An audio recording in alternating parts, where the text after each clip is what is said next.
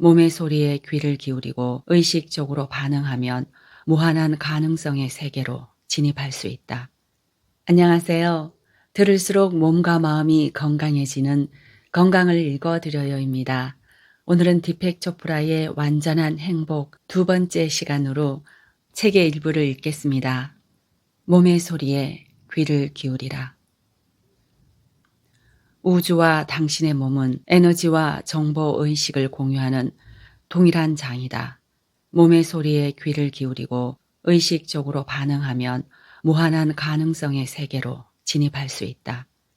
그곳에서는 모든 경험이 평화와 조화로움, 기쁨 안에서 이루어진다. 우주에는 유일한 사원이 존재한다. 바로 인간의 몸이다. 토머스 칼라일. 당신을 행복으로 인도할 가장 믿음직한 안내자는 당신의 몸이다. 몸은 마음을 돕고자 고안된 것이며 몸과 마음은 서로 힘을 모아 행복이라는 상태를 창조한다. 어떤 행동을 할지 말지를 결정할 때 몸에 먼저 너의 느낌은 어떠니? 하고 물어보라. 만일 몸이 신체적, 감정적으로 거부 반응을 보이면 그 행동에 대해서 다시 한번 생각해 볼 필요가 있다. 반대로 몸이 편하고 즐거워하면 그 행동은 하는 게 좋다. 우리 몸과 마음은 함께 조화를 이루어 하나의 장을 형성한다. 그러므로 몸과 마음을 분리한 채 사는 것은 우주의 이치를 거스르는 일이다.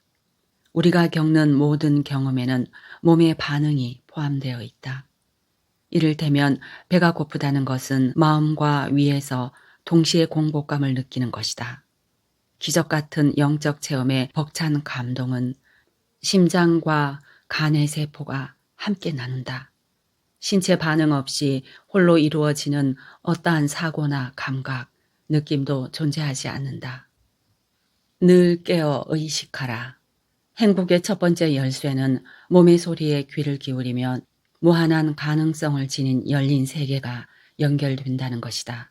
우리의 몸과 마음과 영혼은 본질적으로 통합되어 있는데 왜 분리된 느낌이 드는 걸까? 의식이 부족하기 때문이다. 의식은 매우 강력한 힘으로써 온몸의 세포를 조율하고 수많은 반응을 조절한다. 마음의 생각을 몸에 전하는 침묵의 전달자이며 동시에 몸이 보내는 피드백을 마음에 전달해서 마음이 이해와 지원을 받는다는 기분을 느끼도록 만든다. 사랑을 예로 들어보자. 마음이 사랑받고 있다는 걸 느끼면 몸의 세포는 활기를 띠고 영혼은 진정한 사랑의 기쁨으로 충만해진다. 당신의 삶은 이제 5월의 장미처럼 눈부시게 빛날 것이다. 이처럼 몸과 마음과 영혼이 조화를 이루면 행복은 자연스럽게 따라온다. 반면에 조화를 이루면 불안과 고통, 질병에 시달린다. 불행은 이러한 피드백의 결과로서 몸과 마음과 영혼 중 어느 한 곳에 조화가 깨졌다는 사실을 경고한다. 다시 말해 불행하다는 것은 우리의 의식이 미치지 못하는 단절된 곳이 있다는 뜻이다. 이런 통합적인 관점을 가질 때에만 우리는 건강한 몸과 온전한 마음과 거룩한 영혼을 연관지어 생각할 수 있다. 몸과 마음과 영혼은 한 뿌리에서 나온 세 갈래 가지이기에 어떤 조화나 부조화에도 같은 반응을 보인다. 모든 문제는 몸의 조직 안에 있다라는 말이 있다. 분노, 우울증, 신경증, 적개심, 막연한 불안감 같은 심리가 단순히 정신적인 문제만이 아니라는 뜻이다. 그런 감정이 뇌에 입력되면 뇌는 중추신경을 거쳐 문제가 생겼다는 사실을 온몸의 세포와 조직에 전달한다. 우리의 모든 필드, 즉 몸과 마음과 영혼은 아주 작은 고통이나 즐거움에도 세심하게 반응한다. 다시 말해 우리의 모든 필드는 의식을 가지고 있으며 관심을 받으면 비약적으로 증폭된다. 이 의식은 사고와 구별되는 것이다. 엄마는 아이가 괴롭힘을 당하거나 난관에 빠져 있다는 사실을 알기 전에 아이의 상태를 먼저 감지한다. 이때 의식은 일종의 직관이다. 의식하는 데 필요한 것은 그저 관심을 기울이는 일뿐이며 이를 통해 우리는 열린 장의 무한한 가능성에 접촉한다. 이것은 마치 우주라는 방대한 컴퓨터에 플러그를 꽂는 것과 같다. 우리 몸의 필드에서 일어나는 아무리 사소한 일이라도 우주라는 슈퍼컴퓨터의 조종을 받는다. 반대 현상도 일어난다. 당신의 의식이 깨어있지 않으면 여러 부분에서 동시다발적으로 분열이 생긴다. 몸과 마음을 연결하는 피드백의 회로가 더 이상 작동하지 않으며 세포에 공급되어야 할 에너지와 양분도 흐름이 막히기 시작한다. 몸에 관심을 기울이지 않는 것은 어린아이를 방치하는 것만큼이나 위험한 일이다. 부모가 아이의 요구에 무관심하고 도움을 청하는 울음소리를 외면하고 행복한지 불행한지 관심조차 기울이지 않는데 어떻게 아이가 올바르게 성장하겠는가? 몸도 마찬가지다. 몸은 우리 멋대로 정한 것처럼 20살을 전후로 성장을 멈추는 게 아니라 유전학적으로 평생에 걸쳐 끊임없이 변화한다. 변화에는 중간지대가 없다. 성장하고 발전하고 진화하든지 침체되고 쇠퇴하고 혼란에 빠지든지 할 뿐이다. 어떤 방향으로 나아갈지는 당신이 얼마나 관심을 갖고 의식하느냐에 달려있다. 관심이야말로 당신을 무한한 가능성에 열린 장에 접속시키는 연결고리이기 때문이다. 행복에 기여하는 3가지. 열린 장은 우리의 몸과 마음과 영혼을 지원하는 여러 자질과 속성을 품고 있다. 그 중에서 행복에 기여하는 중요한 속성 3가지를 꼽자면 첫째, 지성이다. 인간의 몸은 생각하고 피아노를 치고 호르몬을 분비하고 체온을 조절하고 세균을 죽이고 해독하고 아기를 잉태하는 일을 한꺼번에 수행한다. 이를 가능하도록 하는 것이 바로 지성이다. 지성은 우리 몸이 여러 가지 일을 동시에 수행하도록 만드는 한편 충만함으로 향하는 길을 선택하도록 이끈다.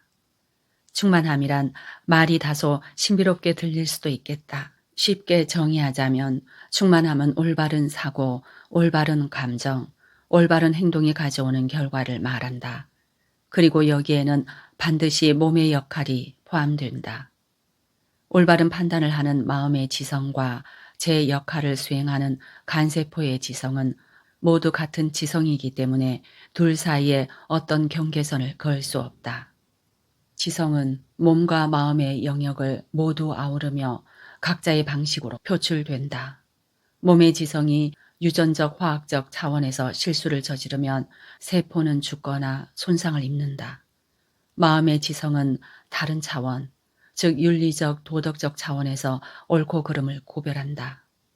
감정의 지성도 자신의 차원에서 해로운 감정과 유익한 감정, 해가 되는 관계와 득이 되는 관계를 구별한다. 우리가 몸과 그 소리에 의식을 집중할 때 지성은 무한히 확장된다. 인간의 몸은 무수한 신체 기능을 수행하는 동안 우주의 별이나 행성의 움직임을 재현한다. 당신의 생체 리듬도 우주가 연주하는 거대한 교향곡의 일부다. 우리가 우주를 유니버스라고 부르는 이유다. 행복에 기여하는 열린 장의 2번째 속성은 창의력이다. 창의력은 삶의 흐름을 새롭고 신선하게 만든다. 또한 타성에 젖은 것을 방지하며 습관에서 벗어나도록 한다. 대부분의 시간 동안 우리 몸은 규칙적인 틀에 매여 있는 것처럼 보인다. 똑같은 호흡이 계속되고 심장 박동도 일정하게 되풀이된다. 규칙적으로 음식과 공기를 섭취하며 세포들은 한치의 오차도 없이 동일한 화학작용을 끝없이 반복한다. 여기에는 어떤 예외나 즉흥성도 허락되지 않는다. 그러나 우리 몸은 새로운 상황에 적응하는 놀라운 융통성도 아울러 지니고 있다. 당신이 아기를 갖거나 마라톤에 참가하거나 산에 오르는 등 새로운 일을 계획하는 순간 수백만 개의 세포가 당신의 의도를 파악한다. 이런 적응력은 기계적인 반응이 아니다. 자동차 가속 페달을 밟으면 속도가 올라가는 것과는 다른 이치다. 인간의 몸은 창의력을 발휘해서 변화하는 상황에 적절하게 대응한다. 당신은 자신이 얼마나 창의적으로 생각하고 말하는지를 스스로 관찰할 수 있다. 머릿속을 맴도는 많은 생각을 주의 깊게 살펴보라. 어느 하나도 똑같은 게 없을 것이다. 말도 그렇다. 어떤 말도 똑같이 되풀이되는 경우는 없다. 우리 뇌는 특정한 생각이나 말에 가장 적합한 신경활동을 창조하는 능력을 지니고 있다. 설사 그 생각이나 말이 역사상 유례없는 것일지라도 전혀 문제가 되지 않는다. 베다에서는 창의력을 안 한다. 즉, 희열과 동일시한다. 희열은 강력한 기쁨을 표현하는 말로 몸의 세포는 이 기쁨을 넘치는 생기나 활력, 원활한 흐름으로 표출한다. 생명력이 넘친다는 말은 기쁨이 충만하다는 뜻이다. 이 상태에 도달하면 못할 것이 없을 것처럼 의기충천해진다. 몸은 무거운 짐을 벗은 듯 가벼워지고 잠자던 창의력이 힘차게 꿈틀거린다. 창의력은 끊임없이 새로워지려는 삶의 자세에서 비롯되는데 그 에너지원은 희열이다. 그렇다고 억지로 희열 상태에 들어가려고 애쓸 필요는 없다. 노력한다고 될 일도 아닐 뿐더러 그저 의식만 해도 족하다. 희열은 생기발랄하고 혈기왕성하고 기쁨이 충만한 속성을 지닌 의식 안에 깔린 원초적인 프로그램이다. 따라서 희열이 부족할 때면 그저 깊이 의식하는 것만으로 충분히 보충할 수 있다. 행복을 지원하는 열린 장의 세 번째 속성은 힘이다. 우리 몸의 세포는 지극히 미시적인 차원에서 작용하지만 거대한 산이 깎여 평지가 되고 바다가 말라서 사막으로 바뀌는 엄청난 환경 변화 속에서도 생존하고 번성하고 진화해 왔을 정도로 강인한 힘을 지니고 있다. 진정한 힘은 결코 공격적이지 않다.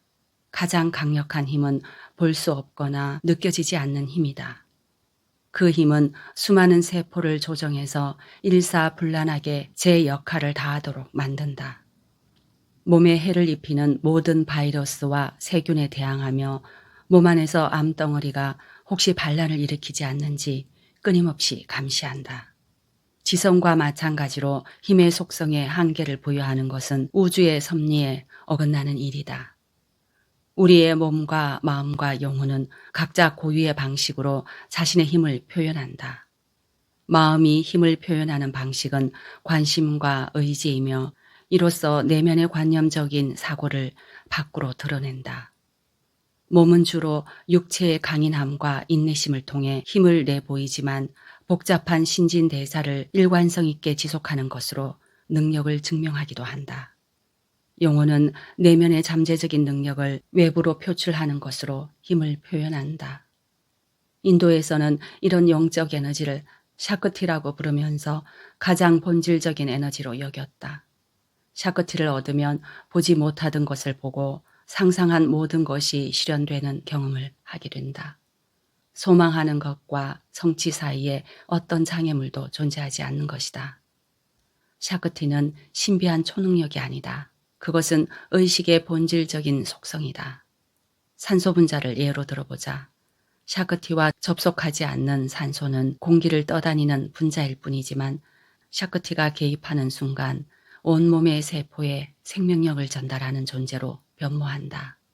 보다 깊은 차원으로 들어가면 샤크티는 당신에게 우주를 창조하는 데 한 몫을 담당할 능력을 부여한다. 당신은 더 이상 수동적인 우주의 관찰자가 아니다. 방대한 우주는 이 순간에도 당신을 통해 자신을 표현하고 당신의 의식이 인식하는 대로 자신의 모습을 드러낸다. 고압 전력을 낮추는 변압기처럼 당신의 몸은 우주의 막대한 에너지를 인간의 몸에 맞춰 조절한다. 그러나 그 힘은 축소되거나 변형되지 않는다.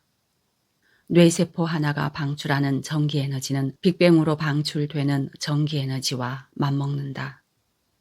이 무한한 힘을 전달받는 통로는 우리의 의식이다. 당신이 안팎의 무언가를 의식하면 할수록 우주의 거대한 힘을 그만큼 공유할 수 있다. 자신의 몸을 의식하는 단순한 행동이 내면에 잠재된 지성과 창의력과 힘에 생명력을 불어넣는다는 사실을 깨닫기 바란다. 무언가를 의식하는 행위는 하면 좋고 안 해도 그만인 일이 아니라 반드시 해야만 하는 필수 과제다. 걱정에 휩싸이거나 피곤하거나 우울하고 혼란스러워 의식이 침체되면 지성과 창의력과 힘의 흐름도 막히게 된다. 노인성 질환이나 노안도 사실상 무언가를 의식하는 능력이 쇠퇴한 결과다. 몸속 세포들은 이런 상태를 곧 감지하며 이는 세포 손상으로 그어진다. 그저 평온하라. 의식이 깨어있도록 하는 가장 손쉬운 방법은 자신을 평온하게 안정시키는 것이다. 여기에는 특별한 비법이 없다. 운전 중에 누군가 갑자기 끼어드는 경우를 생각해보자. 보통 벌컥 화를 내거나 당황하기 마련이다. 그러나 이런 반응은 당신과 무한한 가능성의 열린 장을 연결하는 평온하고 고요한 집중력을 흐트릴 뿐이다. 평정을 잃지 말고 내면의 감정에 관심을 기울이라. 그런 다음 심호흡을 하라. 심호흡은 몸의 의식을 회복하는 가장 간단한 방법이다. 내면에서 혼란스러운 감정이 일면 그것이 사라질 때까지 조용히 지켜보라. 무반응의 공백을 만들어서 자극 반응의 고리를 끊어라. 부정적인 반응이 스스로 점화되는 것을 잠시 차단함으로써 몸이 애초에 조화롭고 협조적인 상태를 회복하도록 기회를 주는 것이다. 그러면 당신은 평정을 되찾고 스스로를 조화롭게 조절할 수 있는 본래 상태로 돌아가게 된다. 반면에 스트레스는 당신을 생리적 과잉 반응으로 몰고 간다. 스트레스 상황에서는 호르몬이 과다 분비되고 맥박이 빨라지고 신경이 곤두서는 등 여러 생리적 과잉 반응이 나타난다. 대부분의 반응이 순간적으로 나타났다 사라지지만 습관적으로 반복되면 서서히 몸의 조화가 흐트러진다. 본래의 평온한 의식은 흥분된 스트레스 반응을 끌어안으려 하지만 두 상태는 본질적으로 공존이 불가능하다. 평온과 혼란은 결코 동시할 수 없다. 당신은 고통스럽거나 스트레스에 시달리거나 우울하고 힘겨울 때마다 도망가고 싶은 생각이 들 것이다. 자신의 감정을 부정하거나 과로로 자신의 몸을 혹사하거나 약물이나 알코올 중독에 빠지는 것은 모두 일종의 도피 행각으로 의식의 부재라는 공통점을 지닌다. 당신이 이런 유혹에 쉽사리 빠지는 이유는 무언가를 의식하는 게 오히려 고통을 더한다는 잘못된 사고방식에 사로잡혀 있는 탓이다. 하지만 이는 사실이 아니다. 의식은 치유의 힘을 갖고 있다. 의식은 그 자체가 온전하며 치유의 본질은 온전함을 회복하는 것이다. 현대인이 지나치게 의존하는 과학은 치유 현상을 이해하는 기초 단계에 불과하다. 인간의 몸은 무수하고 미세한 생리작용을 동시에 조절하기 위해 수백만 년 동안 진화를 거듭해왔다. 질병은 몸이 이러한 자기조절 능력을 잃었을 때 생긴다. 반면 치유는 우리 몸이 그것을 다시 기억해낼 때 이루어진다.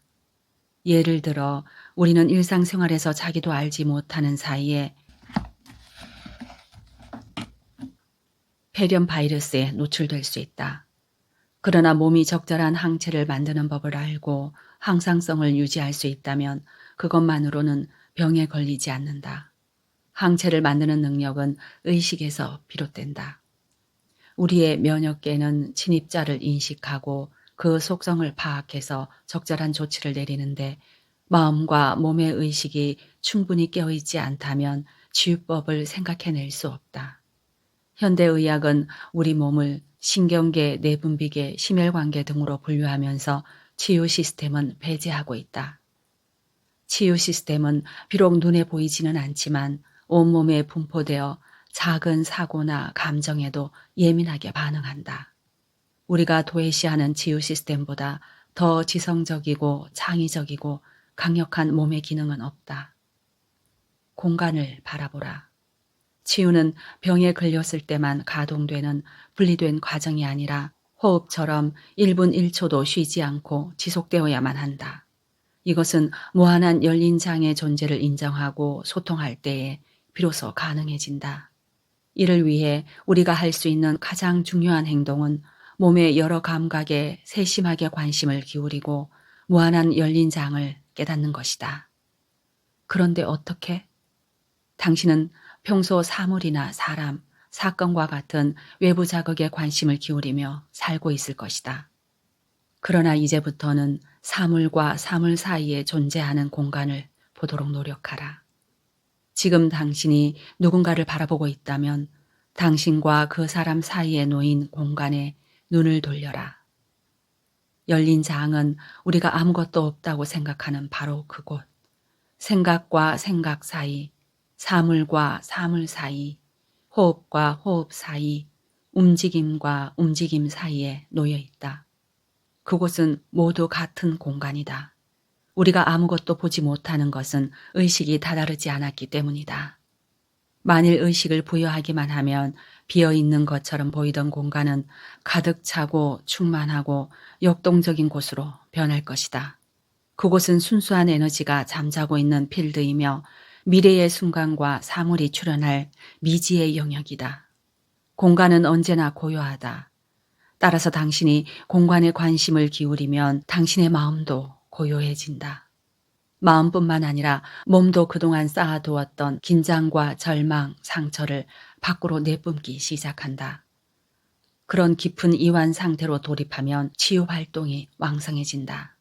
당신의 몸은 오랜 세월 쌓아두었던 감정과 기억, 상처를 내보낼 필요가 있다. 부정적인 과거의 찌꺼기를 일일이 확인하고 씨름하느라 에너지를 낭비할 필요가 없다. 하지만 우리 모두는 이런 어리석은 행동을 거듭하며 살고 있다. 무의식적으로 끊임없이 몸에 지나친 요구를 가하면서 몸이 편안하게 이완되고 활짝 열릴 수 있는 기회를 차단하고 있다. 내 몸은 그렇게 억압돼 있지 않다라고 주장하고 싶다면 확인할 손쉬운 방법이 있다. 조용한 곳에 편히 앉아 자기 몸에게 너가 원하는 건 무엇이든 할 수 있다라고 말해보라. 여러 가지 반응이 나타날 것이다.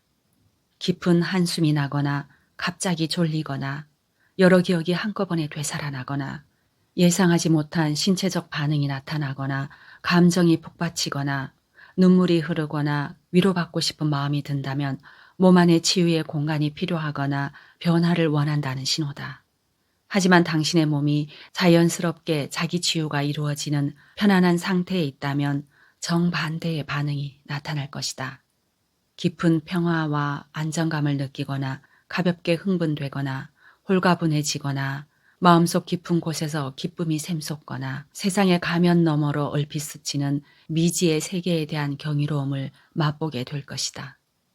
정리하자면 몸이 편안하고 자연스러운 상태에 있다면 당신은 행복을 경험하게 될 것이다.